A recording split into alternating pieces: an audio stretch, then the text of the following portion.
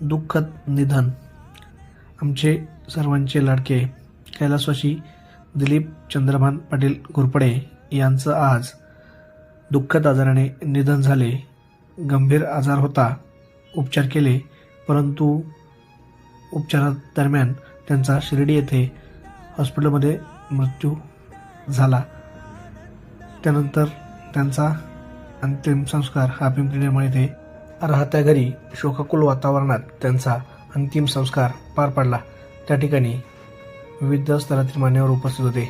निर्मळ पिंपरी गावचे सरपंच, उपसरपंच तसेच त्यांचे मामा प्रभाकर शंकर पाटील निर्मळ व सूर्यकांत शंकर पाटील निर्मळ माजी डायरेक्टर हेही अंत्यसंस्कार दरम्यान उपस्थित होते. पिंपरी निर्मळ ग्रामस्थ व घोरपडे पाटील परिवार यांच्याकडून तात्यांना भावपूर्ण श्रद्धांजली.